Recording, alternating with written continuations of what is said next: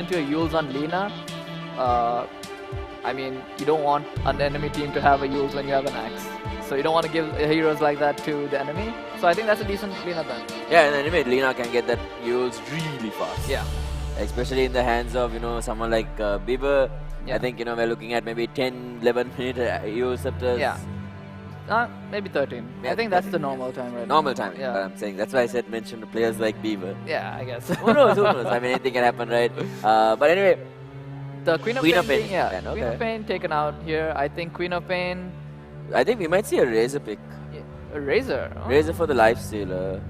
maybe. And then they Because lack they- a decent yeah, amount of it damage, seems actually. Okay, but Razor is pretty. Yeah, because they banned the Quap, you mean. Yeah, that could happen. Because the Quap is decent against the Razor mid. But Like a Razor, and so far the only physical damage output is coming from either Slada, Amp or Lifestealer. But if you take away most of the damage from the Lifestealer, and this is a position for Slada, obviously if Axe is playing the offlane, yeah. and then they don't really do much if the Razor right now. The thing is about this lineup is that they have a lot of team fight.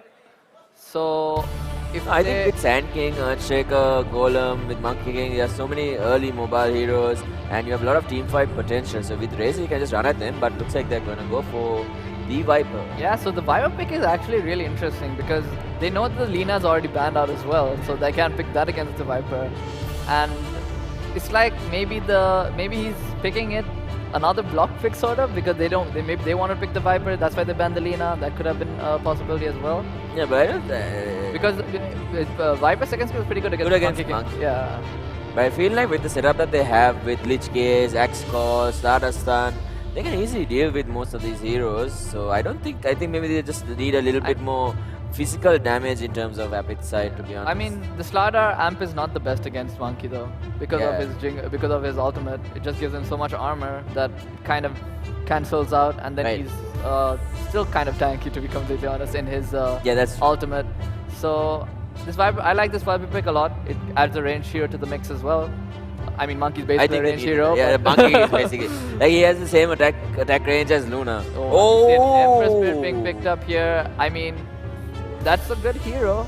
Yeah, I mean, I think we touched on this hero so much. I think Yes, Maelstrom into Aghanim's is going to be the play right now, and he's going to be all over the map. Yeah, I mean, I think they just need to add a mana cost to that thing. I mean, the thing about this is though, there's a lot of disable on the side of NSPM. That's true. For the December Spirit, they're probably going to get an Atos on Viper. There's a Fissure, Echo Slam. Sand King stun. Yeah, and this Ember, if he's split pushing and there's a Shaker Blink Dagger somewhere, he always has to be careful. He has to be super careful. Because Lincoln's doesn't really help him at that point. I think you just want to do something like Maelstrom Axe into BKB, or even Maelstrom BKB into Axe if you wanted to know. Even BKB, like if you think about it, if you initiate onto the Ember Spirit with Echo Slam and they have follow-up, you can't do anything. Yeah. It just dies. That's why it's so scary to play Ember Spirit against a Shaker or any disable without... I think it's scary to play any Shaker against, to play any hero against Shaker just because of so much CC. Yeah. Like you have so much burst damage if you're under a creep wave, and then you can get the stun from that. You get the aftershock stun, you get the stun from your W, and you get the fissure stun as well. So there's so much happening with Earthshaker, and the only reason I'm emphasizing the Shaker good against Ember Spirit is that he's so squishy on Ember. Yeah, He doesn't get items that make him tanky. Yeah, it's usually something like Phase Drums or Brown Boots. I mean, drums is good, makes him kind of tanky, but it doesn't stop. It's like Shaker does enough damage that it's not. You cannot just split push lanes when you have And the thing is, the cast is instant on Earthshaker's Echo Slam as well. So it's very difficult to actually react to what they want to do unless you're very, very good at reading the game. Yeah. And I think this Monkey King, if he has a pretty decent lane in this game, he won't have to be too worried about Ember Spirit that much. Because I think that if he gets one stun onto the Ember Spirit with the Monkey King ult and the follow-up, Ember is 100% there. That's true. So, but we have to keep in mind who is playing the Ember as well. So he's going to be very elusive. So catching him might be very difficult as well. And then when you have Lifestealer in your face, you have a Golem. That's and the then thing you have about Slada. Lifestealer. He cannot run into your Wukong ult. Exactly. No, what I'm saying is you have so much more to deal with, and it'll just give Ember time to just kind of poke and poke and poke with the Side of his chains, get back. Side of his chains, get back. Because even Slada is the type of hero who blinks in, crushes, amps you, goes back, waits for the next opportunity, goes in again. Then amps you again, goes back again. It's like an in and out game. That's why I think that if NSBM are the ones initiating on the Ember Spirit, I don't think there's any save on the side of Appet to deal with that. That's because true, that's if true. Wukong uses, if Monkey King uses ult, nobody just can run in and help. I mean, their counterplay right now is Like, they need a blink dagger first. No, thing. like Lifestealer cannot run into Wukong ult. Yeah, they can't go on to They have Lich armor, I guess, but I mean, that's whatever. yeah. So Ember Spirit has to play really well this game, I feel like, because the Lifestealer is already kind of countered by the Monkey King because it's just a Lifestealer. He's good against the Shaker, I guess, and the Sand King, but if he does not use Rage properly this game, it is going to be very, very hard for them to play. So I think Lifestealer and Ember have a tough game ahead of them, while NSBM have a kind of easy game plan for them. Yeah, that's true. Yeah, they They have an easy to execute draft compared to Appet. Yeah, for sure. I think the draft is very well executable. But right now, the only concern I have is they don't really have anyone who hits buildings. I mean, they'll have to if they don't use the golem properly to hit the buildings. They don't really have anyone other than Monkey King. And if Monkey King gets out of position even a little bit, they can really control him quite a bit, and zone him out. And right now in the bot lane, we actually see Battle Hunger being picked up, and Monkey King actually taking a fair amount of damage. Before getting into lane, so might have to use a little bit of that regen on him. Yeah, he's okay. And now Slada actually chasing down the Warlock, going to use the flares as well. Seeker says hi, he wants a high five. Oh, there we go, Deathwish and Seeker high-fiving each other over and over again. And looks like they're actually going to go back. I actually kind of wasted his time a little yeah, bit. Yeah, wasted a decent amount of time. I really like this new Axe Immortal as well. Look at that, just punching things. Yeah. Axe? No axe? What?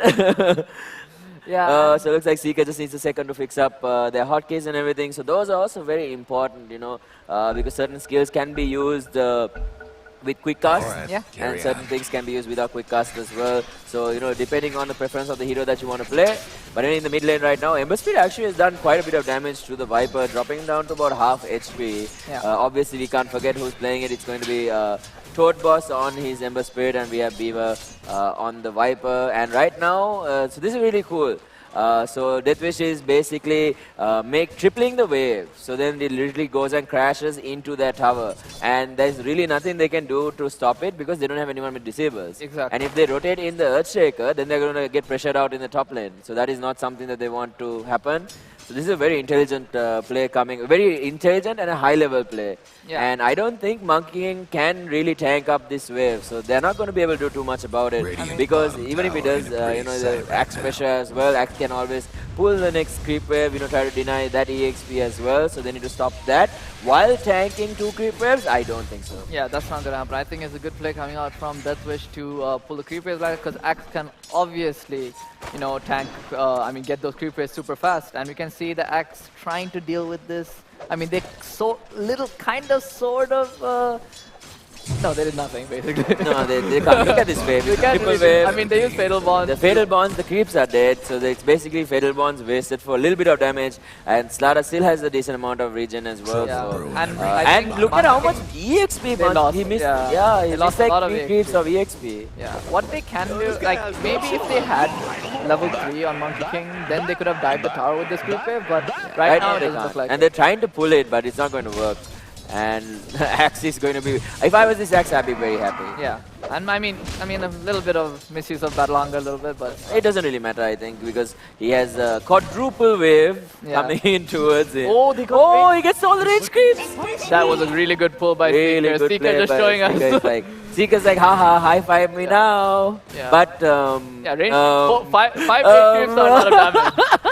They do get some XP from the neutral camp. Yeah, they do, but still, that's a lot of damage coming out for 4 H creeps at the early game, that's kind of crazy. But anyway, he should be getting all that EXP right on the tower right about now. So Axe should get propelled to about level 4. And if Slada actually leaves... Oh, mid lane. I think this is the dead Viper. Oh, yeah, Purifiers. Few more right clicks should do it, but Viper is going to be able to get away very safely using that... I keep forgetting what the acid puddle is called. Nethertoxin. Nethertoxin? Oh, okay, okay. Thank you. So nethertoxin going to be used, and then you pop in that very fire timely manner. Yeah, It and should be. I just wanted to mention, small shout out to our observer. Ah, yes. So Mihin. yes, Mihin is our observer. Death Wish's brother, by the way. way. Not biased. Not biased. So right now you can see that huge wave, you know, they still got all the range creeps, I'm pretty sure, because none of them actually died from the neutral creep pool. Yeah. But yeah, right now, you know, they're pretty But good they're spot. actually controlling the wave pretty well right now. I think the Monkey King's still going to get some AXP. It's not a disaster for the Monkey King, so he's going to be fine. I think the mid lane is what concerns me the most for an SBM, because Viper is really taking a beating there. Yeah, I mean, Ember Spirit is sitting at a decent amount of CS as well, and the Viper is not doing that great. Yeah. Because usually when you have a hero like Viper, you don't really build into like, oh, looks like Invis going on to the Ember Spirit right now. My nice side of his into chains, and that is going to be first blood drawn by Ember Spirit. Muntashir Shiraz showing us how it's done. Yeah, I think that Invisidrone, and I think he had Arcane as well, so that was a... Yeah, Arcane, most of the damage, he does get a little bit of assistance, but he should be fine. It was a nice try, but Flame Guard is just pretty strong, strong. Especially against Viper, all just magic damage, so yeah. He's gonna be super fine, and it's very difficult for Weaver to actually get solo kills in this lane after dying twice already, so I think he shouldn't really attempt it. I think they're working on, you know, just trying to get... He needs to focus on farming more, I think, right now, and just getting levels. Because otherwise he's never going to be able to contribute to this game at all if he doesn't get the farm he needs. So now we see Axe going in, gets the call in, does have that Vanguard ready. Here comes the bash from the Slada, as well as the stun. One more right click should be enough. Doesn't even get the Jingu Mastery proc off. Yeah, and that's, I think, I don't think the Monkey King should be dying like that. I think he should be expecting the Slaughter to keep pressuring him in the lane because they're already having such a good lane, and he should be more vigilant for these ganks coming out from the... yeah, this is actually some very high level laning, as you can see. Nice stun coming out from the Sand King. Does get Frost Nova, but he should be fine. Sand King contesting this, what do you call it, the Sentry as well. Does get the Jingu Mastery's proc. Here comes the Boundless Strike. The heal is on the Axe, but he seems to be much faster than the Monkey King. Picking up all the you need to do is put Battle Hunger on him and run away right now, just because of the buff to his base. Yeah, and also they buffed Battle Hunger in a sense where you can even use it to creep and get a little bit of movement speed as well. But like if you just, like since Monkey King was going chains onto the Shaker, but doesn't last for too long, so no go there. Now they're trying to make a go onto Sand King. Sand King going to use the Sandstorm right now, out of mana. Will he be able to bring him down? I do not think so. They've used their rage, they used the open wounds, and out of this, at least he's out of the Sandstorm for the moment. Yeah.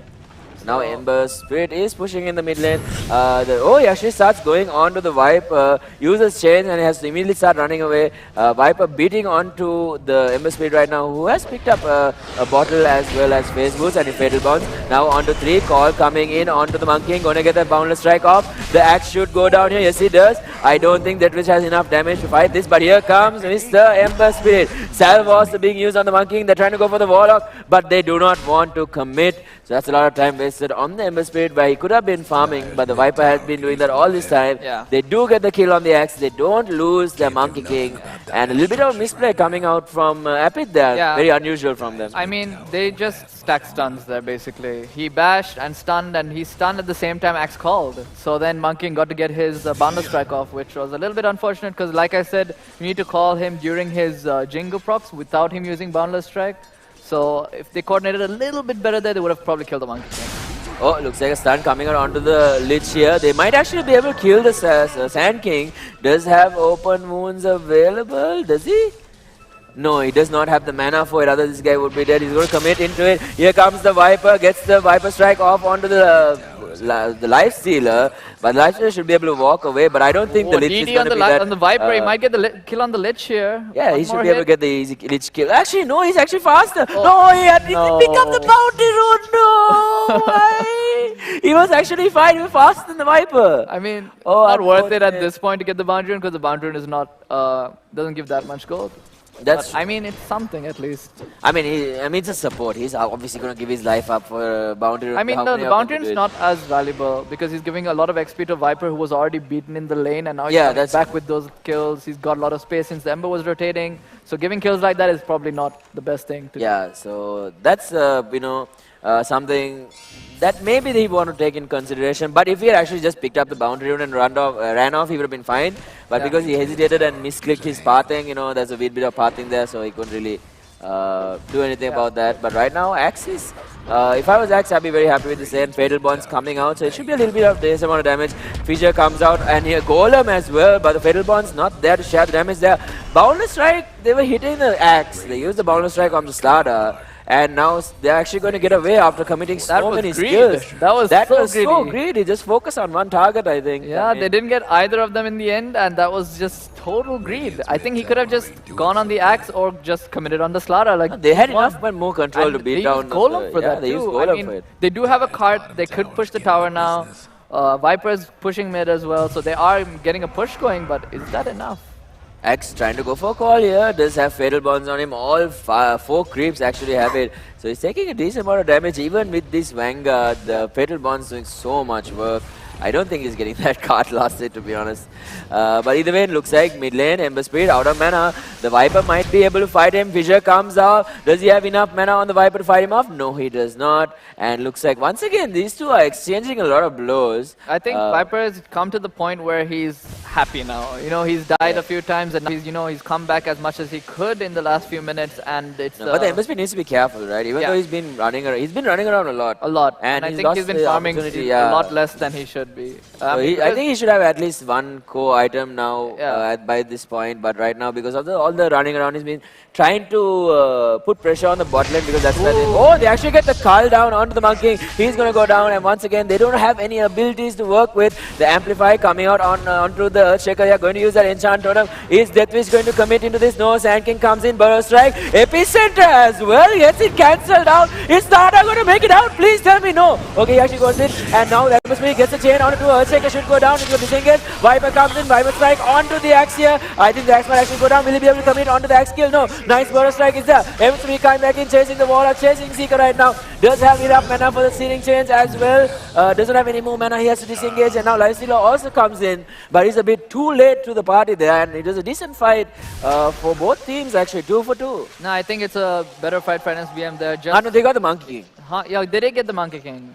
So I think Epic came out on top. No, the thing is they're not getting any objectives from this. Yeah. That's what I don't like about it because Epic is ahead right now. They want to get clean kills, get objectives, and get ahead on the map with vision. So NSBM defending their tower while getting a few kills is a lot better for them. Oh, Ember Spirit comes back in. Here comes the Burrow Strike from the Sand King. Has the Veil as well. Boundless Strike to follow up, but Remnant's out and he should be safe. They need the Shaker there to kill the Ember Spirit because you saw how much they could do to the Ember Spirit once he got disabled. Okay, so now Slada actually gets the ult off on Sand King, but it's too slow to try and catch up, and now most of these heroes now coming down back to the bot lane, trying to abuse all these long cooldown spells because they did previously commit using the Golem and everything. And yeah, but that was quite a long time ago for the Golem. I think the Golem should be up. Warlock ult is not. Yeah, they should know that the Warlock ult. It's not Black Hole. It's long, but it's not Black Hole. So, but they still need to, I think they were just trying to push the issue while the abilities were down, but looks like they have realized that it might be, the possibility of it being back up is there, so they're going to go back into getting in those items and everything that they need. I think it's good for NSBM right now. They defended that tower. Yes, Monkey King died and everything, but this is stopping Abbott from getting the objectives that they need. That's for sure. I think, always getting, all this... the towers, getting map control, it's always super important. Yeah, and they have to... Oh, looks like Lifestealer is going to start going onto the Earthshaker here, fighting for this boundary rune. Will he be able to get it? Ember Spirit comes in as well. Chains, that's a free kill onto the Shaker. And he didn't even get the boundary rune. I don't think that's really worth it, Like, your Earth Spirit, your Earthshaker, you want to get your Blink Dagger ASAP, and you're dying for a bounty rune? Like, I don't think that's... No, that is not worth it. Yeah. I don't think you make that play there. I think you just try and get out. Like, okay, Lifestealer rage, open wounds and rage. Okay, you TP out, or you walk away. Monkey King actually has picked up a Midas as well, so counter the Lifestealer Midas. Yeah, so I think this is... Oh, Blink Call onto the Monkey King from the Axe here, where here comes the Chain Frost as well. Boundless Strike is there, can he heal through this? Gets the dunk down, and there he goes. Golem also being used Frost Shield onto the axe and now getting control. Is the Slada. He should go down here. Viper makes a very good rotation. It's a 1-1 trade, but the Monkey King goes down on the side of NSBM. Yeah, I think it's very difficult to fight without Monkey King all sometimes. He didn't use it there. I mean, usually when you're taking someone, you can survive the initial burst. If you can survive the initial burst, then use your ultimate and gain that armor. Then you're super tanky, you know, you can heal up and everything. But if the starter amps you and you don't have your ultimate, then you take a lot of damage. The funny thing is, they made the aggressive play bot lane and now they're losing their tower for it. Yeah. I mean, TP coming out from the Slada here. Nice initiation from the axe onto the Viper this time. But the Viper does have the lifesteal talent. Nice 2-man crush. Echo Slam comes out onto 2, but it doesn't really do anything. And now Slada falling really slow. Here comes the Slider Fist. And now it's going to be run, baby, run. Epicenter onto 3 here from the Sand King. Gets a double kill with the Veil of Discord as well. Ember Spirit out of mana. Can he get it out? Yes, he's managed to get out. Gonna bottle up as well. Is he going to decide to go back in is the question. Seeker with the bait. The bait and a nice setup for the Sand King. They're using the preemptive epicenter into the Veil of Discord, getting both the axe as well as the Stara, making that engagement worth for NSBM. Yeah, I mean, it was worth in a way, but... Oh, Burrow Strike onto Ember Spirit here, going to use Sandstorm as well. Warlock needs to be careful. Here comes the Ember Spirit. Here comes the Fissure as well from the Earth Shaker, but he is too slow to get that second enchant totem stun off. And probably if he got it off, they might have had another chance at a Burrow Strike as well. Maybe a chance at bringing down the Ember Spirit. Yeah, we never know. But I think that bait from Sand King with the 4-man Fatal Bonds from the Warlock is what set up that amazing turnaround from NSBM there, which is so needed for them right now, because if they lose a fight like that, when they have, you know, all these... Oh, looks like the Sand go onto the bot lane, gets the amplification onto the Sand King, missing the chains there. So looks like Sand King is going to be able to get out, and we took a look at the lifestealer previously. He had picked up a Midas and has a relic as well. He did show it in the lane when the Viper ran up top lane. Yeah. So Axe has the Blink Dagger along with Vanguard as well. So they're doing pretty well in terms of how well they have been farming, but the Viper has done a really good job of catching up in terms of how much he's been farming. Looking at the CS charts, he's sitting at 129 CS right now. He's doing a very good job, especially after dying solo twice to the Ember Spirit. But they are behind, but they're not too far behind. That's what's important, because yes, the Viper died twice in the mid game. It looked really bad for a long time, and then they, you know, with these few fights, they've come back and they have a lot more farm now.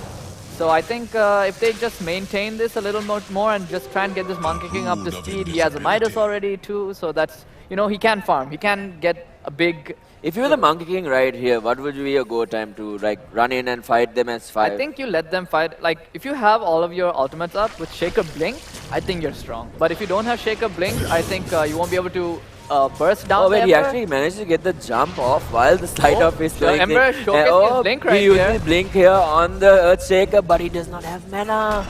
He doesn't have mana, he might actually go down. Nice stun coming out onto the Sand King here. The follow-up is there, Frost Shield as well. Nice Chain Frost bounces in between each other. Gets the Epicenter cancelled by the Axe Coil. Going to get the Shrine off. And now the Sand King in trouble. Sand King going to go down, but Sada falling back on this other hand as well. Going to use the Pop the Wand on the Ember Spirit. Does have that use. Is he going to go try? Oh, Echo Slam onto the Viper there. No, actually no, on the Lifestealer, but he has the Rage up, and that is going to be Viper going down, getting dunked. And here comes the Wukong's command. Will it be enough? The Echo Slam actually onto the Earth, only the Ember Spirit. I'm usually going to go down. And now 4 down on the side. Fatal Bond is there with the Warlock. They need to punch a few more times, but it's not going to be enough. It's a full 5-man team vibe for the side of Apit right now. Only losing the That was such a shaky initiation coming out from NSBM onto the Ember Spirit there. I think they didn't take the fight well. They had a Shrine too. They could have all just fought at the Shrine. They missed a few spells here and there. They could have used Wukong command a lot earlier. There's so many things that they could have done better in that fight that they just didn't do at all. No, but Ember Spirit did a very good job of sticking to the Earthshaker and not letting him find an initiation with that Echo Slam. That's very true. But I mean, all they had to do was kind of group up near the Shrine and try to take a fight there. Like, bring the fight towards the place where you can heal up. As you said, the Earthshaker didn't have mana when he blinked in onto the Ember Spirit. So if he got shrined up a little bit there, maybe he could have used his spells. So they didn't immediately think of that and decided to take a fight over there. That's why I think the fight went a lot worse for them. Yeah, definitely. I think they're just not using their skills in the right cohesion. Yeah, like the epicenter got cancelled. Imagine if Yeah. that epicenter, Yeah, if that in epicenter fight, I actually think they went would have off, he would actually have hit killed that them. shit 3 Yeah, people. so if they just repositioned themselves, took a fight at the shrine, made sure they got all their spells off, that would have been a good fight for them. Yeah, definitely, because I think. their team fight is better than Apit's team fight, 100%. No, So imagine like you get the he got the 4-man fatal bonds. Yeah. Imagine epicenter on top of Epicenter, that. Era really and destroyed them in the fight. even a good Echo Slam on top, they would have all just died. You already saw their HP so low at the end there. 2 or 3 more hits with Golem, and let's say the epicenter slow was there. They would have probably got those 2 to 3 hits off, plus the epicenter damage with Veil. Exactly. So it would have been a lot of damage, You don't want to underestimate any of that. I mean, Veil. Exactly. Oh, looks like Sada is chasing down Mr. Viper there, using the amplification as well. Ember Spirit comes in, uses his illusion rune. Viper pretty confident he's going to stand his ground right now. Does have that lifesteal talent. Ember Spirit going to cut the wave. Gets the actually gets the root through the hole. Oh, the dunk was coming in, but they managed to actually keep it alive. He's going to get the heal off with the mech. The Viper still alive. Life stealing, getting gaze. They're using so much on this Viper. They still can't get. They need the dunk. The call comes in, but he actually doesn't have it. And the Viper's still alive. Oh, and they're finally going to be able to epicenter blink in from the Sand King. Gets a burst strike onto 2 as well. Emberspeed goes down. The Axe goes down. The Starter is so close. The Sandstorm is not going to be enough. Do they have the mobility? They see him. They see him. Do they see him? Oh my God. Is he going to get out? Deathwish with the jukes! Deathwish with the jukes, but that was a really bad initiation and go by Team Apit there. I mean, they still haven't gotten the... I don't know if they got the tower in the end there, but Ember Spirit, yeah, they didn't get the tower. So all of these team fights that they're taking are not... They're not getting objectives. No, and the Viper stayed alive for way longer than he should have. And you know the cool part? The mech just got delivered. Yeah. The mech literally just got delivered in the courier. Yeah. But I mean, taking a fight like that is... what they should be. They should be forcing fights. Yeah, they're stronger, but there's a way to force fights, and there's a way to, you know, coordinate your spells and go on people. The Viper, yes, he needed to get a hit a few more times there, but why would you dive into a T1 tower when you know they can all TP and you've already used all your spells and he hasn't died yet? Like, I think they overcommitted there, and they weren't planning to get a tower anyway. They were just trying to get I think they're just trying to do too many things that doesn't need to be done right now. No, not really. I think they need to do a lot of things at the same time, but they're not doing it in the proper way that it should be done. Yes, they should be taking towers. Yes, they should be forcing team fights. Yes, they should be killing this Viper that got destroyed in lane.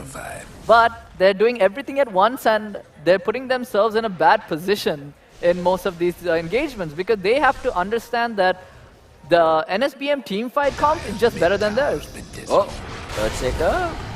Link's almost right next. Here comes the Chain Frost from the Lich actually bouncing through the whole creep wave, and the Viper actually gets blown up, and so does the Warlock, who was trying to help him out. And the Earthshaker might be next, going to get used up by the Ember Spirit as well. Here comes the Boundless Strike, getting most of his jumps cancelled, but the Earthshaker should go down, gets the dunk off. They're looking for the Monkey King, looking for more. Looks like he's going to be able to jump away to safety. They're going to lose 3 in a very scattered engagement there. So that was exactly how they have to take team fights. They saw the Viper pushing out alone in the mid lane, and they went on him when he knows that people can TP behind him and, you know, help him out. Exactly. So then they kill him immediately, then, you know, helping the team syndrome happens, and then they just feed 2 more kills on top of that. Because Shakers use Fissure on a raged lifestealer. Like, how is that going to help anyone?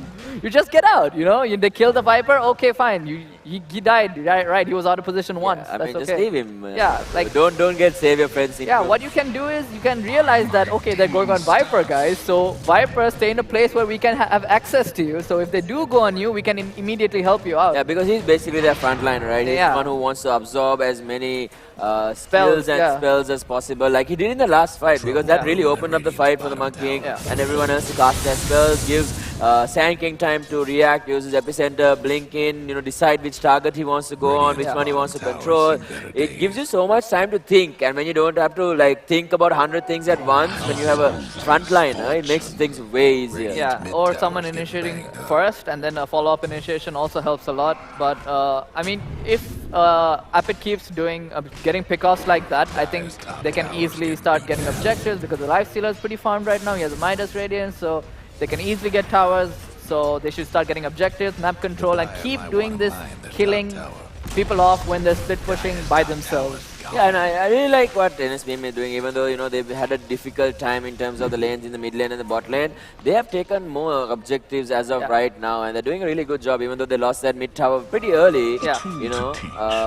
But other than that, they've done a really good job of trying to get as many objectives as they can. So they, you know... I think they're just playing to their strengths. They're just playing team fights. They're just playing around each other. And that's it. Oh, looks like Gaze coming out onto the Sand King. Sand King going to get control. Jump in, call from the Axe. Can they get the cancel out? Echo Stab onto 2. And the damage with the fatal boss. Axe and Ember Speed both dying. And now Epicenter coming out onto the Lifesteal. Lifesteal actually dies only just to the Sand King. What is happening? What a really bad fight. Buyback Ember Speed. He's going to come back in, gets the chains off. They can control him. Can they get the kill? Slada, the damage from the Fissure as well as the aftershock, and the Sand King is still alive. They're going to go. Meanwhile, in the bottom lane, they're chasing the Lich, but the Sand King actually gets out. The Ember can't even get the Aeros out of the Ember. Is this going to be a buyback? He's going to get the chains up, but he's slow. He's running. Can he make it? It's a dieback. The Ember Spirit goes down for 78 seconds, and it's a team wipe for the side of NSBM. What a turnaround. So again, they're fighting, they're taking team fights and starting on people when they know that their team fight is not as good as the enemy's team fight. You can see these huge abilities coming out from Earthshaker, from Sand King, just immediately shuts down any team fight that Apid have. Apid is playing this, I think they're playing the game wrong in terms of strategy-wise, because they have to only go, like, okay, they smoked and went to the engagement. They were looking for a pick-off. They put a ward down. They only saw the Sand King, which was a really good play by NSBM because they smoked as well. So as soon as they put the ward down, they only saw the Sand King. Sand King seemed like he was alone, so they wanted to just pick him off. But as soon as they went on him, Wukong's command, Echo Slam. And we saw the combination you were talking about, the Fatal Bonds, Echo Slam. You just saw them disappear. The HP just vanished. Like, if the Lifestealer does not get his rage off in fights, he is immediately going to die. Yeah, we saw it, right? It was just the Veil and the Epicenter was enough to bring him down after the rage was gone. So he needs a few more items. So looks like he has picked up his SNY right now. So he is progressing, but I don't think he's anywhere near where he wants to be in terms of being able to, you know, finish the game off for Apid, basically. Yeah. I think if Apid does want to take team fights, they have to do it in a way that they disable the Earthshaker's Blink Dagger and they stun off one of the initiators like Sand King or the Shaker and pick them off first. Like either kill the Shaker off first, kill the Sand King first while stopping the other one from blinking in. Exactly.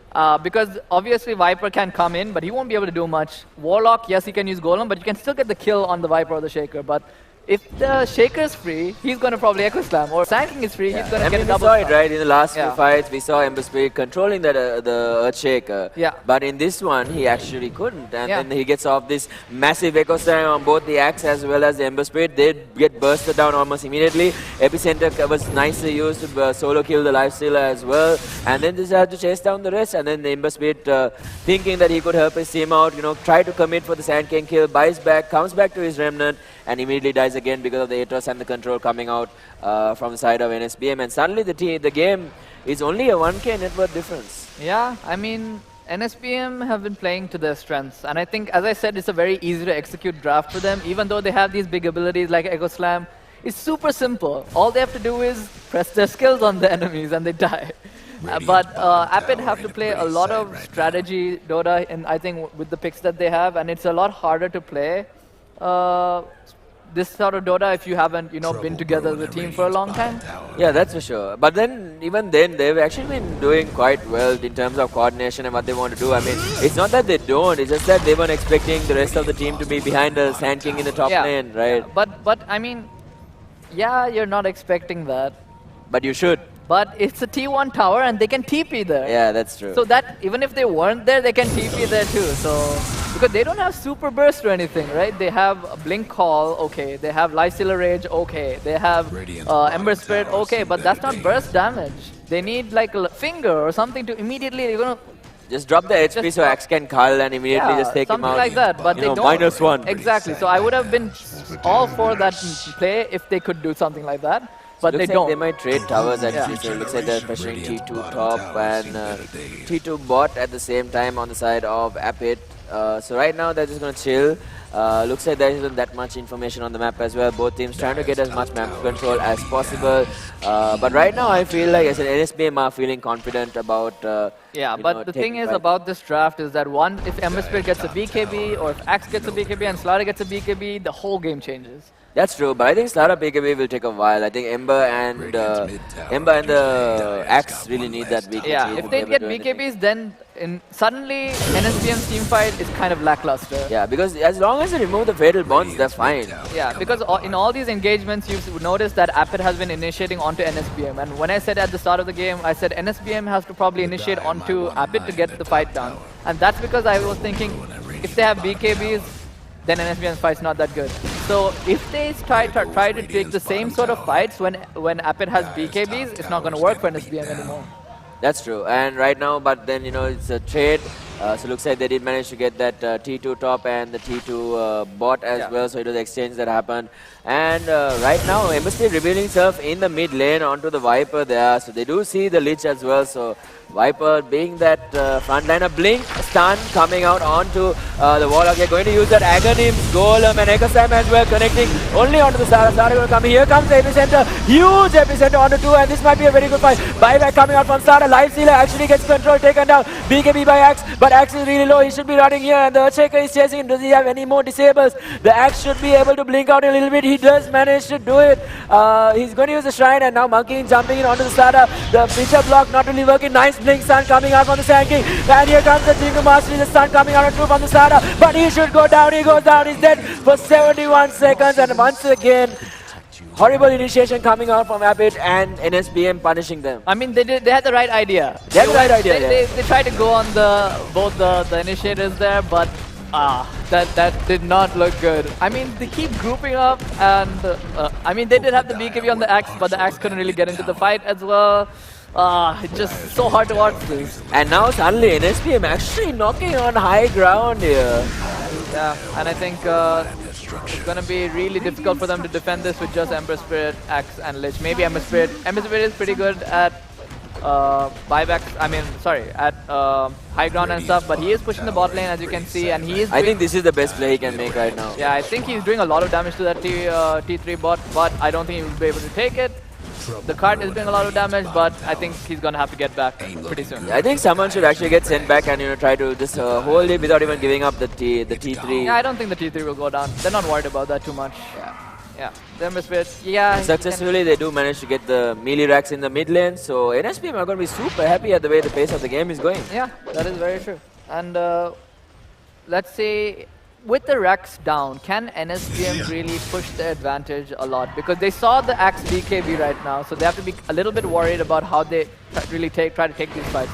Because obviously they have the Scepter on Warlock, so it does do quite a bit, even if they do have BKB. But if the Axe gets the initiator on the right targets with BKB, I think it's going to be a lot easier for Appet to take fights. Yeah, that's for sure. I mean, they need to get their combination off as well. Need to blow up the Warlock or the Earthshaker, one of the two. Take out some bits of team fight, or find a way to zone them out, separate them from the team. Don't let them get those skills off on cohesion. That's what they need, because the moment they get the Echo Slam and the Epicenter and the Golem, it's just over. Yeah, I think it's so hard for them to fight into such a big team fight lineup by NSBM right now. But anyway, Earthshaker only still has his Blink Dagger, picked up a Tranquil Boot. That's about it for him right now. Doesn't really have too much in his name, but he's doing his job. He's getting in, he's getting the disables down. So that is happening, and it's giving Seeker the space he needs to basically get his items, because that Aghanim pickup is huge. Yeah, and I think most of his goal comes from all the assists he gets with Fatal Bonds. It's exactly. just so much gold you get. Like, I play Warlock. I played Warlock a lot recently, and I never knew that you could get so much gold so fast on a support. I mean, imagine if you had a gold talent as well. Yeah. That would be absolutely. I mean, I can't. No, he doesn't have a gold talent. I don't think so. You don't remember? I don't remember. How would you not know if he had a gold talent? I've played 10 games on Warlock. Yeah. Oh, it was coming out onto the life stealer. I think they should have let the World Checker start with Fisher, to be honest. But anyway, it looks like Lich is going to be the sacrificial lamb. Nom nom nom. Goodbye, Mr. Lamb. I think, yeah, that was, I think, clearly a mistake by the Viper there, just using the ATOS on a Rage Lifestealer. Kind of weird, but yeah. No, yeah, I'm actually happy that Inam reacted to that ATOS really fast. Yeah, I'm actually kind of surprised. yeah, too, yeah. He's improving. He's improving. Not trying to take away anything from the player, but No, they're all playing well. It's a very tough game to execute, so they need to be very careful how they want to do this. And right now we saw Axe actually cutting the creep wave in the bot lane, you know. Yeah, and Axe, I think Axe, he's got his Blink Dagger and sorry, his BKB and stuff, and I really need to. I don't know exactly what he should go next in this game because it's so hard to determine because he doesn't want to get Blade Mail against this Earthshaker Sand King. I mean, does he want to get a Blade Mail? I don't know. I mean, I'm not sure about it. I think maybe the Hood or even Pipe would have been like it's so hard to actually say what the axe goes in this game. It's very difficult. I think you have to go by the tempo of the game. I don't think the Blade Mail was ever the call, to be honest. Same. Because sure, but I think you need to go into a pipe. It's more beneficial. You would have had the Hood at least by now with the Blade Mail, and since he did go into that BKB, he probably would have had half his BKB now along with that pipe as well. So I think that would have been a much better route for him to go for because it benefits the whole team, right? The Blade Mail isn't doing really much. No, I don't think the Blade Mail does too much. I mean, it's really good against Monkey King, but I don't think Monkey King shows himself in the fights. So just to amplify what is happening right now in the grand finals, it is a BO1. So it's a best of one game. This is only one chance for them. And like we said, you want to get into those grand finals that's happening on the 6th of July. It's going to be one hell of an amazing event. So that is what everyone is currently fighting for. And that amazing trophy that's on display right in front of the stage.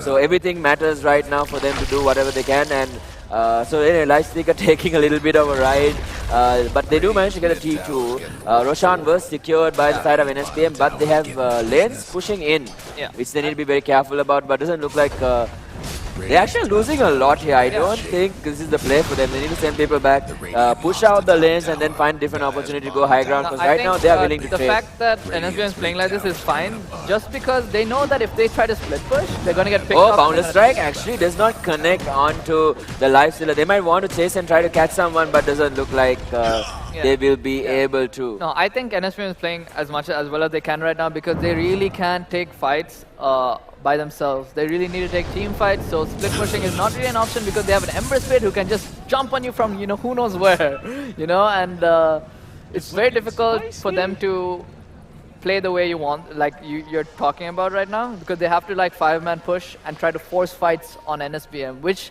Apit has been doing for them all this time. Yeah, so Apit right now are split pushing and getting more map control, which is what they should be doing because they don't need their own towers too much. And also just because of the fact that other than the Viper, they don't really have that great of wave clear. You don't want to be using. I mean, they have the Axe and Ember. They have enough. No, I'm talking about NSBM in terms of split pushing. Push out lanes. Yeah, they are monkeying, but once he gets that talent, it becomes a little bit easier. Then they have the Viper, but they need to be able to basically have one person push out one lane and then push out the rest as a unit and make sure that there's a mobile enough hero to connect back. There isn't a mobile enough hero. So no, it'll have to be monkeying. So they literally stay with Viper, Checker, Warlock, and Sand King. Yeah. And then literally let Monkey King push out the lanes and then join you because he can literally jump from tree to tree. But he won't be fast enough. He'll be too slow. He's too Either slow. that or you just buy Boots of Travel. Yeah, even Travels, they'll just go on the Monkey King. That's true. They won't go on the other hero. So then I don't think that's an option as well. Okay, so looks like right they're going now to start. you can see NSBM is trying to force a fight. This is what they should be doing. They pushed out the lanes faster than Apit. And they got to the tower earlier. And yeah, they have Spin, they have Ember Spirit with Maelstrom. The side of it is such a low cooldown.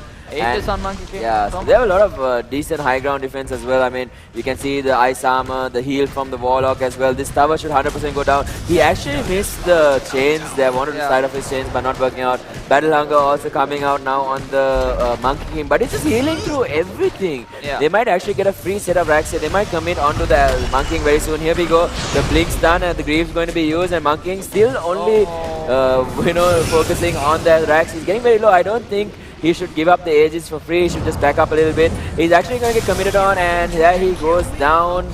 Ember Spirit does clear up the edges of Immortality, still trying to hit this melee racks and bring it down. And here comes the Blink call with the Blade Mail. The Monkey actually might go down. He's getting really low. He actually dies. Nice epicenter into the Golem combination, but no one is actually dying because they've all activated the BKBs. And now Sanking under direction. He's actually going to go down. It's 3 down on the side of NSPM. Have they finally thrown this game by over community on the racks? Warlock goes down as well. That's 4 down. And only the Earthshaker getting out on the side of NSPM. Really bad high ground take there. Yeah, because as I said, once the BKBs are on Apit, it's up to NSBM to initiate the fights, not Apit. So they had more than enough time to initiate onto someone in that fight, and they really didn't. And also Seeker missing his fatal bonds on the first, his first fatal bonds, which was also some indication that they really can't take a fight because they need that fatal bond damage. Oh, blink out from the Shaker, just managing to quick reactions right there. Ember Spirit still chasing. If you can get this kill, you'll create a little bit more space. But I'm very, very skeptical about the way they committed for the melee racks. Sure, you can hit it, but you have so much heals. You have Greaves, you have Warlock. It's a very low cooldown as well. It's not, a super high cooldown on the heal. You just back up a little bit, heal back, go back in again. I think they gave the edges up for free, and then Monkey didn't even get anything off. He just immediately got bursted down with Axe Blink Call with the Blade Mail. Yeah, I just didn't think they'd be so they didn't think they'd be so useless when they activated BKBs, which like they have to understand that all their damage so far has been from this Echo Slam, the Sand King ults, Monkey King ult to an extent. But Monkey King died, and then they initiated on the other people, and I mean, yeah. You can always, with heroes like Axe and Slada. I mean, he could have even used his ultimate to zone them out so he could take the melee rack safe. Even if he used his ultimate, I still think he would have died in that situation. I mean, it needed one hit, and even the Golem didn't focus the racks in that. Exactly. So I think there was a lot of mistakes coming out from most players on NSBM in that high ground push, which is very normal for high ground pushes in Sri Lanka. Yeah, people throw games a lot whenever someone has an advantage, they just want to throw it as fast as possible. But the thing is, right now Epic's on the back foot, and they're using most of their BKBs for high ground defenses or any sort of defensive engagements, because most of the time now we see NSBM trying to get a bit aggressive, and trying to take the fight to Epit, like you said. Yeah. And the moment those BKBs dwindle to 5 seconds, NSBM has another opening.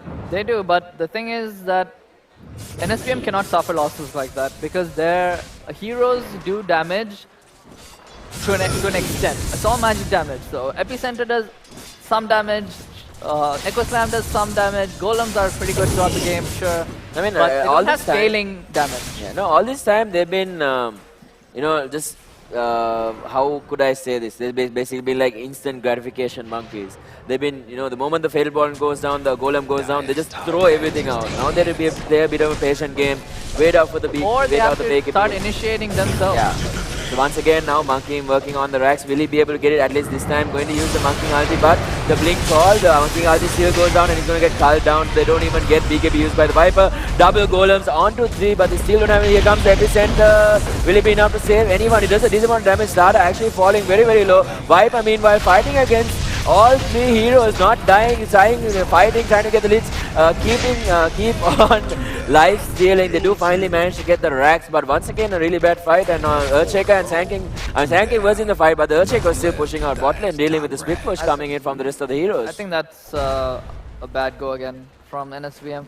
As I told you, even if Monkey uses ult, he's gonna die. That's so it really doesn't matter if Monkey uses ult to get the racks or not. What they have to do is actually initiate fights onto the side of Apit. Otherwise, they're never going to be, because they have the stun lock. They have the Echo Slam into the Sand King stun, into maybe Monkey King stun, into Golem. So it's not like they cannot initiate and do stuff. So I don't understand why they're not. Viper forced to buy back right now. They are getting this T1 tower, T3 tower in the mid lane. Might be 2 sets of racks, but looks like they're going to focus on one. So looks like they do want to give it up at the moment, waiting for... I actually cannot see anything, but Axe is moving in and looks like they want to actually get 2 sets right now because Monkey is down for another 10 seconds. Tanking is not there for another 20 seconds, and Viper is trying his best to hold, but suddenly, you know, Ape turning the game completely around, and this is how you want to execute your high ground take, you know, and looks like they're going to be able to safely get out as well. Monkeying might try to make an initiation, blink, the fissure as well as the boundless strike, both being used together. The blink out comes, the Lich should be able to TP out, yes he does, and everyone on the side of Apit might be able to get away, but Monkeying still trying to chase. Can he catch up to anyone is the question. And now meanwhile Viper is just trying his best to push out the lanes. Looks like they've given up on the chase, and that is very, very good high ground discipline coming out from Apit. I think Apit, really, it's not about the high ground discipline, it's just the fact that the cooldowns on the death timers are pretty long, so it wasn't really a matter of whether they just went and hit buildings, basically. Yeah, I mean, it's not like they didn't have to initiate, they didn't have to do anything, they're already dead, so then it was pretty easy for them to just easily execute that. And I think they pushed the right racks as well. They pushed the top, they got the top racks, and I think they got the mid racks as well, which is the they actually initially pushed in the mid lane, and they got mid racks and went top. Yeah, so getting those two racks is very important because that's the same lanes that they lost racks in. Exactly. Well. So that means the creep wave won't push by themselves anymore. So basically we're back to a stalemate now. Yeah, so we're back to a stalemate. I mean, it's not a stalemate anymore because we can see that the fights are being won over and over by Apit now as soon as they got the BKBs. Yeah, the BPKBs definitely play a big part, and you know, a few more item progressions, and it's going to make these heroes very, very strong. Yeah. I mean, Ember might be looking to get into his scepter very soon as well. Yeah, I think when Shaka gets scepter, it'll be also. Oh, looks like they actually catch out too. They're going to jump in onto the Ember Spirit. Nice call, but the heal's coming in, and now Echo Sam onto only no one actually. Doesn't even connect, and the Golem not available to be dropped down. Epicenter does come down, not doing too much damage. Lich is going to get taken down with the boundless strike, and now Lifestealer getting caught out of position, going to get halberted up as well. Will he go down? Do they have the control? Nice burst strike coming out from the Sand King. They actually get two, they only lose the Earthshaker, and now Warlock getting control up. The dunk comes in, double kill for the Axe as well. Are they going to chase one more? Buyback coming immediately from the Lich, using that steering change as well as side of his, but not connecting onto the Monkey and going to be able to jump away, and that is going to stop the aggression. It was a 2-for-2, but a buyback coming from the Lich as well. And anyway, Warlock didn't have Golem in that fight anyway. No, he is Golem. He used Golem? Yeah, I didn't see it, okay. Yeah, he used Golem, but the problem in that fight was the Shaker was too slow to connect with his Echo Slam. Oh, like, Golem punch. Yeah. Golem strong. Yeah, I mean, this is not really important at all. I mean, feeding the Golem gold, that's a little bit, but they got the rack, so I guess it's a kind of a trade-off. Either way, I think in that fight, the Earthshaker not connecting his Echo Slam onto people is what's, you know, hurting them quite a bit right now because they need more than the damage. Earthshaker bought back. Earthshaker bought back. Earthshaker bought back. Okay, so it looks like they actually, what are they doing? Why did he buy back? Okay, he bought back, but as I was saying, what they need from the Shaker is more of the lockdown rather than the damage. Oh, looks like the Ember Spirit actually gets caught. Oh, then the Atos never starts, and the Ember Spirit actually gets bursted down dead for 100 seconds. And Slaughter comes in as well. What is he doing? He's gonna die as well. Oh no, disaster in the pit. Yeah, so as I told you, they have so much control for this Ember Spirit, and if the Shaker initiates onto the Ember, he's just dead in this game. That is actually very well timed fissure. Very well timed fissure. I think that he has to understand that if he's planning to check out the Rush Pit and he's against the Shaker that just bought back, he has to realize that if he walks in, he's gonna get stunned. So this is where you say buyback worth. Yeah. I was wondering why he bought back. He just randomly. I thought they were taking a fight or something. Yeah. So then the buyback was definitely worth in that case, and Ember Spirit, kind of walking into his death there. Kind of unfortunate. But anyway, now the Monkey King has picked up his Monkey King bar. Yeah. The Monkey has picked up his Monkey King bar, so he has picked up his BKB, which he had in the previous fight. Anyway, a Skadi as well as Echo Saber buyback coming in from the Slaughter. The Ember Spirit still has about 40 seconds to respawn. What can they do here? Looks like Ember Spirit is going to buy back. Jumping call with the infested Lifestealer. Looks like they might be able to burst down. The Monkey has got a first up to save him, and BKB comes up. They do get the stun on the axe, but it's not doing any damage. Epicenter also being used right now, and we're taking a look at the statues in the base. And in the meantime, Lifestealer trying to kill the Earthshaker. He's actually going to get that kill. He's dead for 104 seconds. They managed to kill the Lifestealer. Lifestealer buys back. Immediately, Ember Spirit still alive. The Viper front line. What a call! 1, 2, 3. Here comes Ember Spirit as well. Gets down the golem. Gets down the wall. Wall of dice. Monkey fighting up. He does not have trees anymore. Nice 3-man perfect coming out from Sanking. The Sara is going. The Sara is there. The Lich is there. The Ember Spirit is ready. 1 hit from dying. Live Stealer trying his best to get down to Sanking. Gets the Abyssal Blade off. The wall of his screen. Triple kill for Inam. And now, where's the Viper? Where's the Warlock? Ember Spirit so low on life. Viper trying to fight up and he's going to actually burn off. The age is expended. Shine King by his back. What is going to happen? Can he make it in time? Live Stealer trying to fight up against Viper. Here comes the Viper strike. Does have the helmet.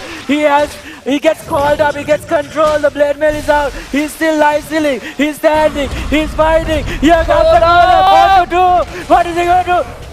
The call for Max, the blade mill, the Viper is dead, 121 seconds, Warlock goes down, 3 golems, they're beating onto the range racks, but nothing is actually happening. No. And oh my god, that was very anticlimactic. That call from Shaban in that fight was crazy. Holy shit, that blade mail call was insane. They killed the Warlock first is what made the fight really weird there, is that when they killed the Warlock, his golem on death is what messed them up so much. But even though the golem on death, still they held it, and this Inam, I think, did a decent job that fight. Killing the Shaker, killing the buyback Shaker, I think, was very key, because then the Shaker couldn't come back into the fight there, and they took a 5v4 basically engagement. I think it was as good as a defense that they could have done. I think they need to take shorter fights. I can't talk for that long. I didn't breathe at some point. Yeah. I didn't breathe, dude. Yeah, that's intense fights, right? Intense fights for sure. Yeah. Very well executed. Very well executed. I think the high ground defense was on point there. They did commit a lot of buybacks. So let's see whether it's now NSBM's turn. Oh, and we have a short pause. But as we're just talking about the last fight here, they used so many spells in that fight that so many spells came off cooldown as well. So I think Apit, as a whole, played really well. The Ember got out on 1 HP in the first engagement. Yeah, exactly. If they got the Ember kill there, I think they would have actually got Megas there if the Ember Spirit died. So well played by Munta there. Just getting out. The Aghanim speed. Goodness gracious, that was close, yeah. And we see them going into the base right now, hitting the T3s. So looks like it's going to be Apit who gets the Mega Creeps first. Might be Blink call in onto the Monkey. He actually gets it. Here comes the 5 renders. The Echo Slam onto 2 does connect, but Monkey gets the ultimate out. He's fighting up. He's actually live stealing through everything. And now Ember Spirit stuck in the Wukong's command epicenter. AoE is also coming. Nice stun in from the starter to try and save the Ember Spirit. Oh, what a burst strike! 1, 2, 3! And the starter actually goes down, and now another blinking call onto the Monkey. He might actually go down. He actually dies back. Dead for 134. Stein King, can he get it out? Can he make it out? Burrow strikes out. Here comes Ember Spirit. Does he have the root? He uses side of face. It's not enough. The infest coming out from the Lysila is not enough, but looks like they should be able to claim the racks before Viper's they go. up though. Viper is up, he's back in the fight. What can he do? Can he make it? Here comes the Lifestealer working, uses the rage. He needs one more hit. One more hit! Oh, no! He needs to get out because Ember he doesn't have has buyback. 1 spirit left. Will he go back to get the hit on the rack? Oh, these fights are crazy. Ember Spirit went back in. Comes in. Oh, can he get the sun? Can he get the sun? No, use. Here comes the axe, here comes the Lifestealer. They're all turning around. The Sand King needs to be basically be careful, but they're going to lose the range racks as well. There are 4 heroes. BKB being used by the Viper. He needs to be careful. Looks at their base. The creeps are actually running down their base as well. Oh, they actually have one more set of racks in the top lane, but that is going to be dealt with very, very soon. 9 seconds for the Earthshaker. Oh, stun on Sand King. 2 double stun there with the Sand King. Atos onto Ember Spirit. They really can't do anything. They need the Monkey for that physical damage. So far now going on, hitting the T4 towers. Still dead for 50 seconds. Can happen. Close it out. The Earthshaker is back. What can they do? They're going to jump in. Oh, Ember Spirit got caught out here. Golden as well. And now Ember Spirit getting control. Going to use his BKB as well. Falling below half HP. The Viper getting gears up, being control. The Golem feeding into him. Viper might actually go down here. Yes, he does. He has buyback. He's going to buyback. The Lich ultimate bouncing back and forth, back and forth. Sand King looking for someone to catch. He's going to be able to make it. Epic might actually be able to get out with this. Can the Can the the big Dragon Slam onto the Shaker. I'm sorry, the Earthquake, and Emerald is actually going to manage to get it out. And now the Earthquake dies almost immediately. Here comes Epicenter. Axe falling very, very low. Few more hits to bring him down. He actually gets control. Nice Abyssal Blade onto the Sand King by the right field. They're actually turning. BKB from the Zara going to go to work on the Sand King. Sand King extremely low. And looks like Axe makes it to base. And now Sand King, one more hit. He should go down. Uses the Sandstorm, but it's not going to be enough. Die back on the Sand King as well. Monkey King is back. And now Monkey King is back. The ultimate, the Wukong's command, onto one. He beating up on the Axe. Oh, sorry, the Slaughter. Slaughter needs to be very careful, falling low. Single mastery activated. One more hit. Slaughter goes down. And now Axe getting controlled by the Viper. The heal from the Warlock on him as well. Mega Creeps beating into their base. And looks like they will manage to hold. Die back on the Axe. Die back on the Slaughter. Die back on the Sand King and die back on the Shaker. Oh my god, that Echo Slam coming from the Shaker onto the Ember Spirit, that was so close, but the Ember Spirit managed to get out there, almost winning them another team fight, but right now I think they should just play it a little bit slow on Apit. They know that they're doing really well right now. Okay, there were a few mistakes here and there when they're pushing high ground, but now that they have Mega Creeps, they can do a lot of map control and they can go back to their the normal safe picking off hero sort of thing, because they know that NSBM does not have buybacks right now. So they know that they've used so many buybacks on both teams. So both teams have to play ridiculously careful because one mistake and the game can be over very, very, very quickly, especially on heroes like Monkey King, on Ember Spirit, on Lifestealer, on Viper. All these heroes need to play as safe as possible while playing aggressive at the same time. Exactly. They need to make the most calculated plays. They need to know which heroes they can burst down, which heroes that they can't. And right now, it seems like Apet is just too tanky. They can't burst them down with those Fatal Bond combinations anymore. The Lifestealer has his range. I'm telling you, it's the BKBs. The BKBs are falling low. Yeah. I mean, Slaughter BKB is pretty new right now. So Slaughter BKB is there.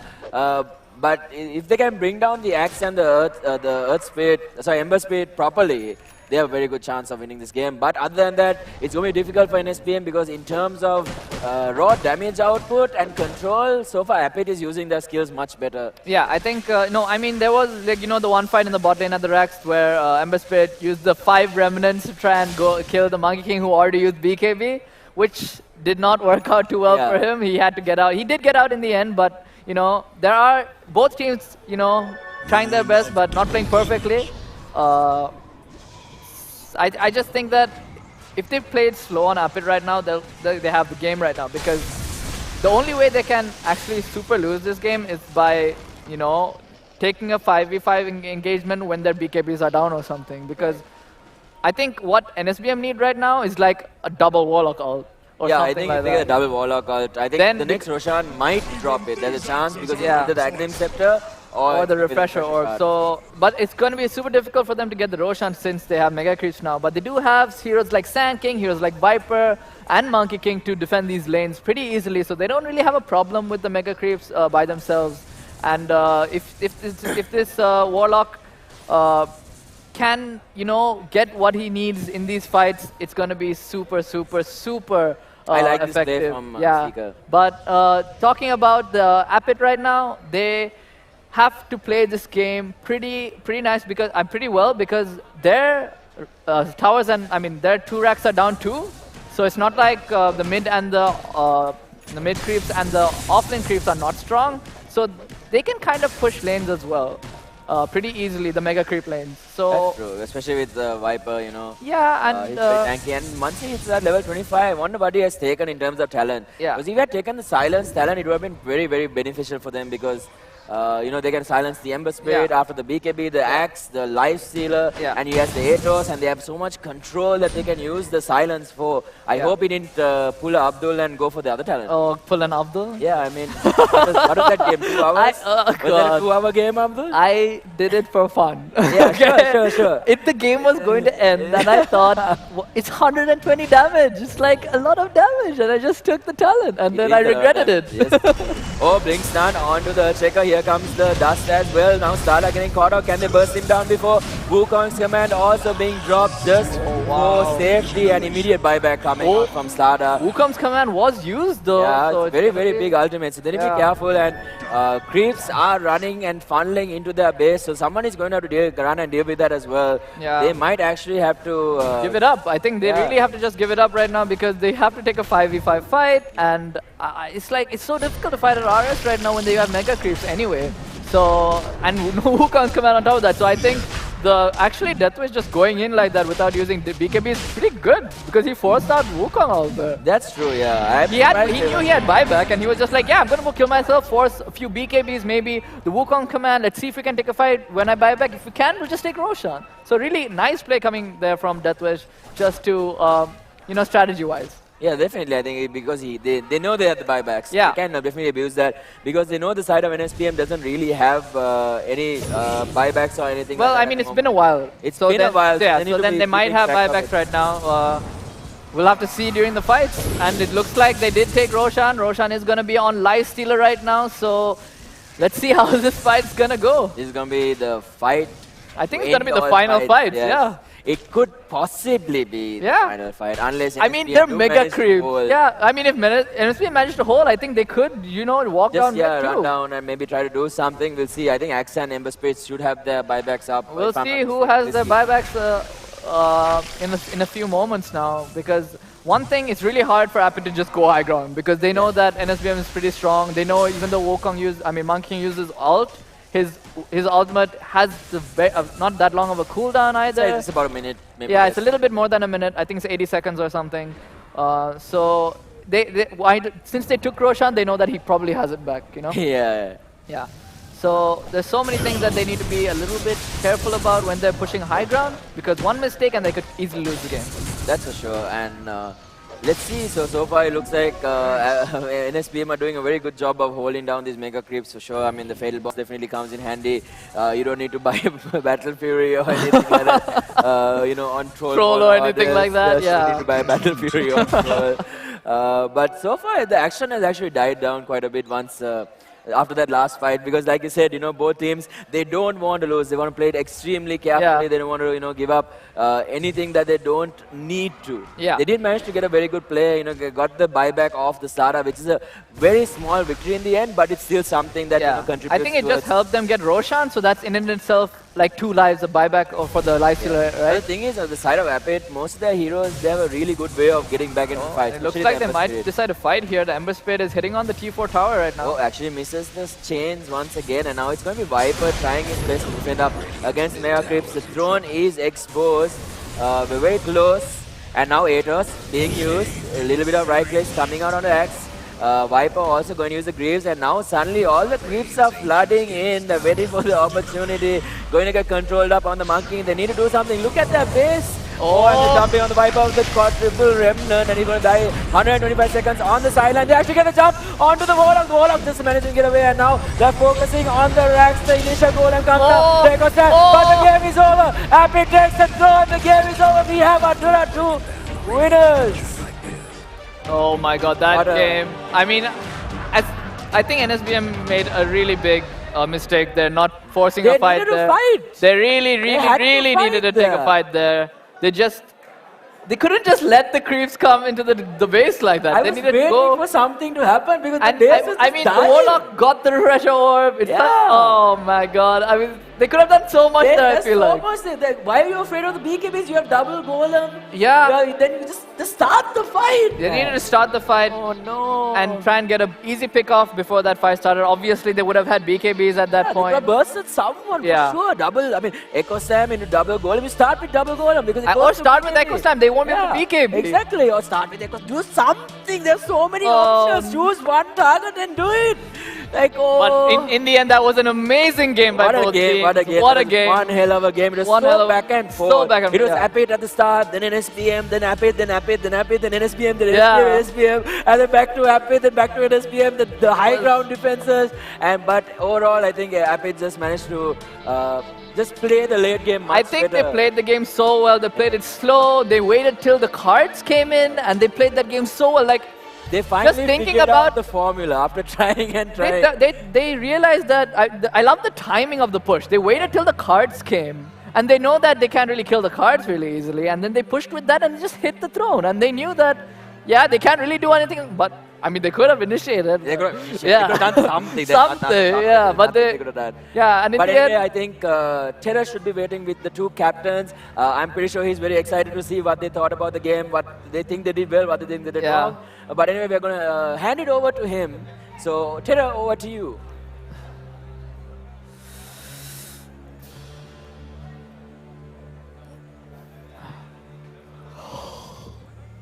Hi guys, and welcome back to the Inter-University Esports Championship 2019. And what a grand finals that was for Dota 2 here at the qualifiers. It was NSBM taking on Apit, and they did give us one hell of a game. So let's take a look at the two teams, if I can have both teams on stage.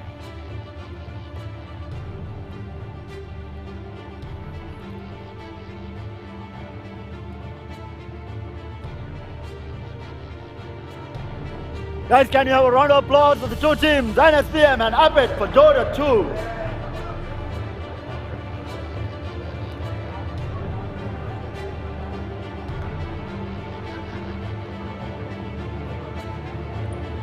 So I do have the two captains with me. One intense game. Let's have a chat with the NSBM captain first. Tough game, man. You all almost had it. Then kind of throws from both sides. What went wrong at the end? Well, I think as SK I could have initiated the game, so at some points I failed them. So our carries had their focus and they died first. So I think that's what our mistakes. And at some points we could have gone for short ganks, and we were like backing up a bit rather than going offensive. So I think that's a mistake. Actually, there are a lot of experienced players in the opponent team, and I think we didn't practice as a team much. So. The lack of practice is the mistake that we have, I think. Okay, other than that, in the morning we checked the charts for overall title points. NSBM was leading, if I'm not mistaken. So you all still have a chance to repent. You all do have the finals. If you all do qualify from today, you will be going on to the finals on July 6th. What are your thoughts? Well, yeah, there's hope, as you said. So I wish them good luck. Okay, thank you very much, man. Guys, can you have a round of applause for the NSBM captain and of course the team for giving us one hell of a Dota 2 game. And now, the captain from Apit, the winning captain for the qualifiers Dota 2 finals. Munta, you got to be feeling happy. Yeah, dude. Pretty incredible finals once again. I think we've been facing NSBM for the last 3 years back to back. We've had amazing games. Pretty cool finals. I liked it. What do you think that final winning factor was? I mean, it looked like y'all were going to lose completely. What was the turning point for you guys? I think pretty much we managed to stay calm after we made that big throw at top shrine, and we split really well. We farmed the map and we took the correct fights. So now, according to the point shots, Apit was not within the top two. How do you think? I mean, y'all are previous winners of the Inter-University Esports title. Yep. Do you think y'all can still make it through to the finals? Judging by how many IP teams participated for the entire tournament, probably not. But yeah, we came forward with Dota. We did what we could. Hopefully next year we have more IP teams playing more sports. Okay, thank you very much, man. Can we have a round of applause for the Apit captain and of course the NSBM captain for giving us one hell of a Dota 2 finals right here at the Inter-University Esports Championship. So we do have more games coming your way, but before we get into that, I would like to give a shout out to our sponsors and of course our host Gamer.LK, and the entire event is of course sponsored by SLT Broadband, the fastest broadband network in the country. SLT Fiber, giving you all the best possible latency and download speeds to game on. And of course our sponsors Samsung, our mobile partner, and Dell, our laptop partner, and our food partner Taco Bell and Pizza Hut as well.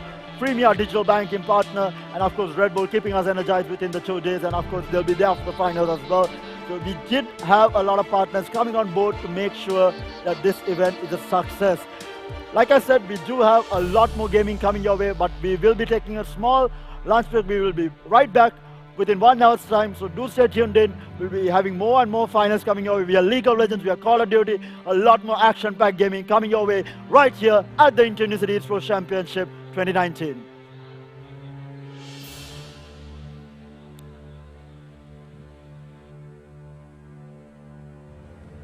Ready? Action!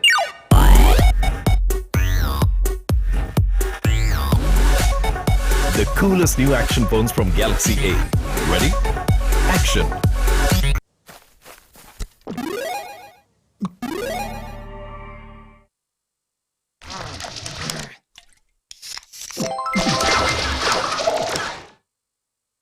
The Big Bell box has arrived at Taco Bell. Get a taco, sriracha melt burrito, nachos with salsa, cinnamon twists and Coke for just 999 rupees. Call 2738-738 to order.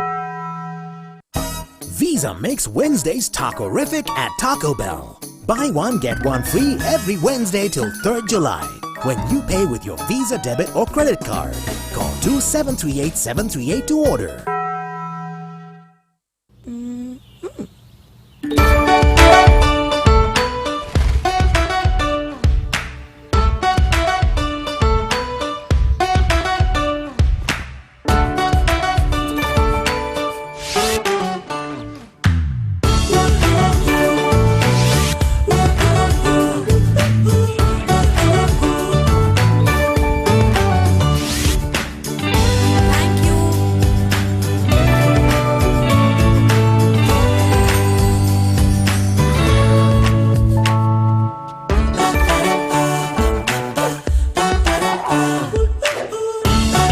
Open a savings account, pay for your stuff, transfer money, earn interest, get amazing discounts with Freeme.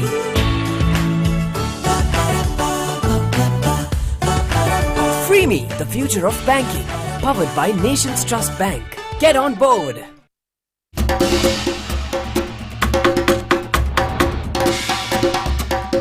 Enjoy Pizza Hut's delicious hot butter cuttlefish pizza. Your favorite taste, our way. Pizza Hut. Free pizza when you pay with Visa at Pizza Hut. Buy any large pan pizza using your Visa card and get another large pan pizza absolutely free. Valid every Tuesday and Thursday till 4th July. Call 2729-729 to order. Pizza Hut.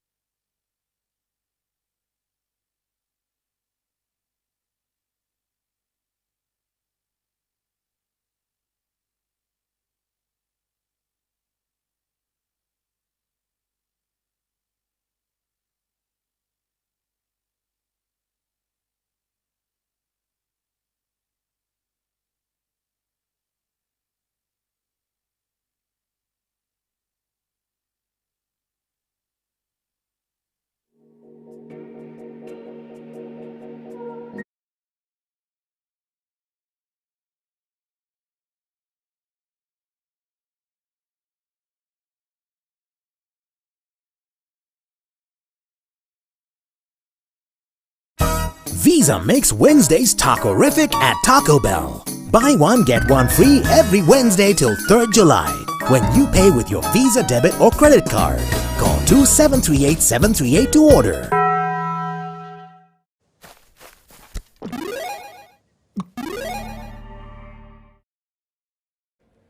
Ready? Action!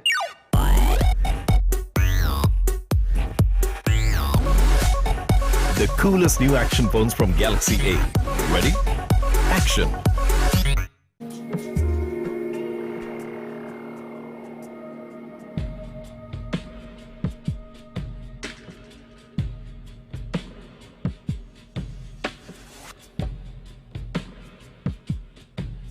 The Big Bell box has arrived at Taco Bell. Get a taco, sriracha melt burrito, nachos with salsa, cinnamon twists and Coke for just 999 rupees. Call 2738-738 to order.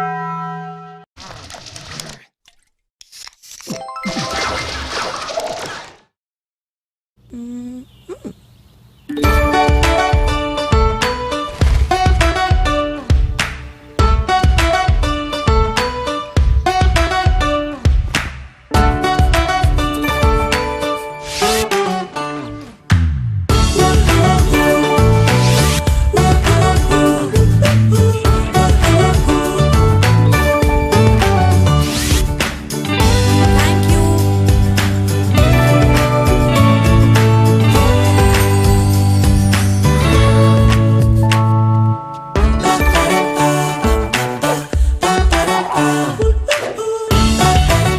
savings account, pay for your stuff, transfer money, earn interest, get amazing discounts with Freeme.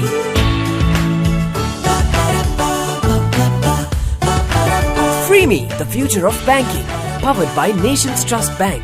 Get on board.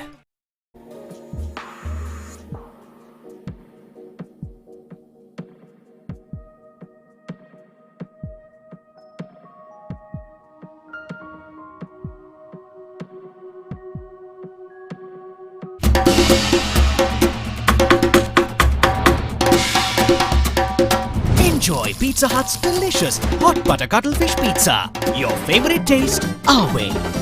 Pizza Hut.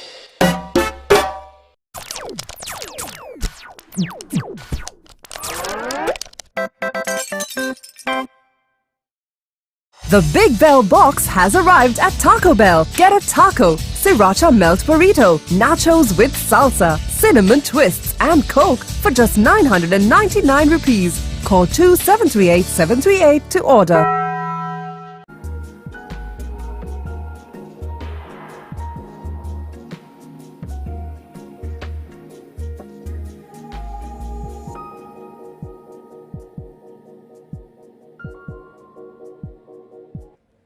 Ready? Action.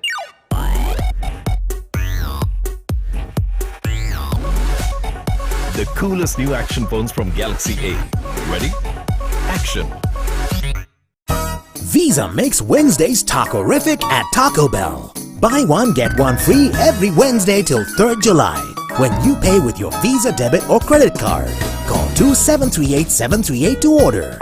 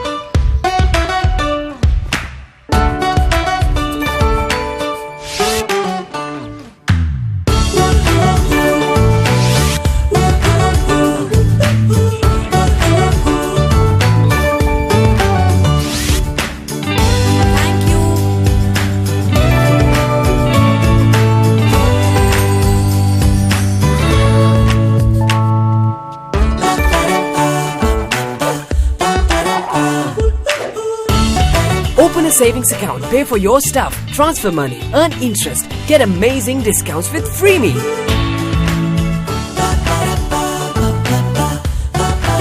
Freeme, the future of banking, powered by Nations Trust Bank. Get on board. Visa makes Wednesdays taco-rific at Taco Bell. Buy one, get one free every Wednesday till 3rd July when you pay with your Visa debit or credit card.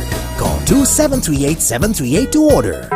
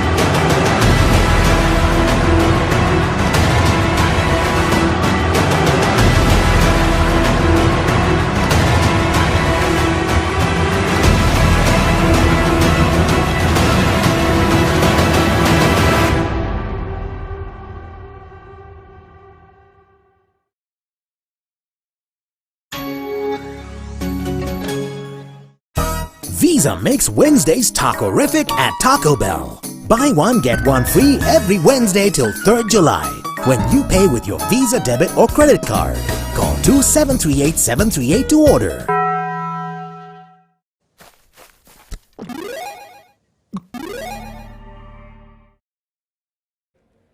Ready? Action!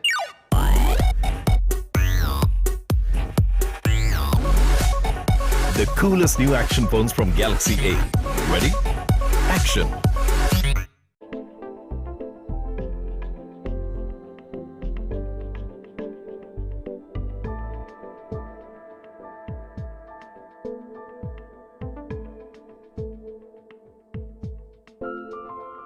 The Big Bell box has arrived at Taco Bell. Get a taco, sriracha melt burrito, nachos with salsa, cinnamon twists and Coke for just 999 rupees. Call 2738-738 to order.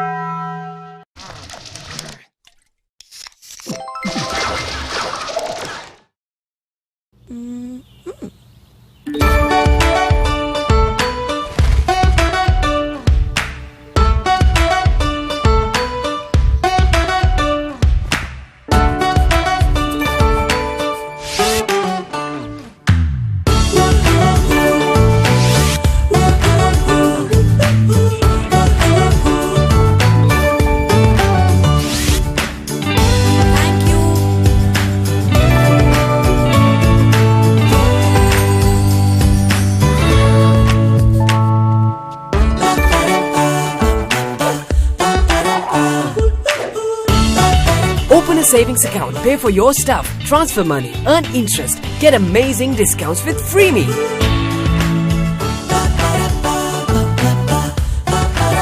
Freeme, the future of banking, powered by Nations Trust Bank. Get on board.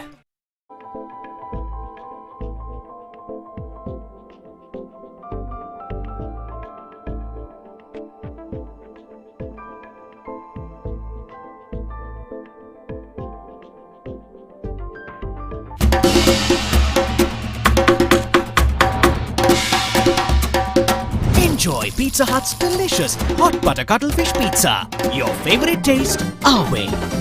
Pizza Hut.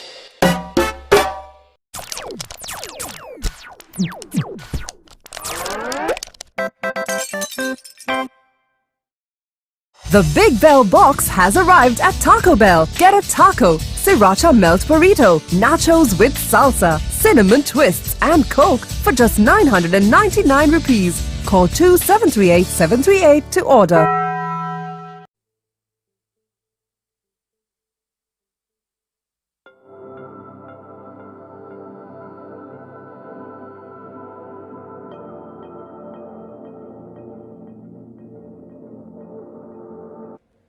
Ready?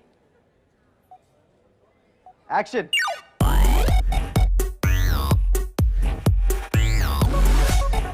The coolest new action phones from Galaxy A. Ready? Action!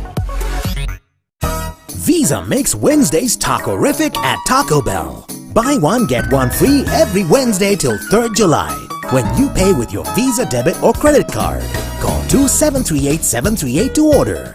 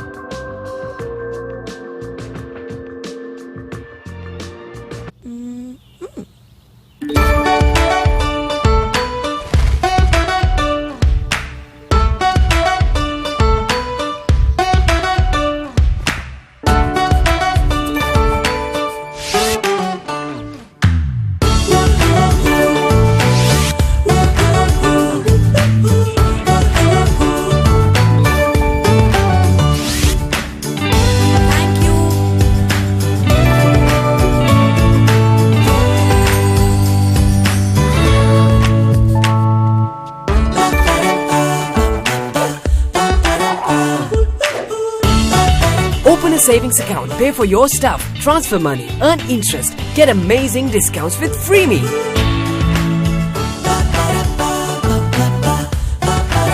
Freeme, the future of banking, powered by Nations Trust Bank. Get on board. Visa makes Wednesdays taco-rific at Taco Bell. Buy one, get one free every Wednesday till 3rd July. When you pay with your Visa debit or credit card. Call 2738-738 to order.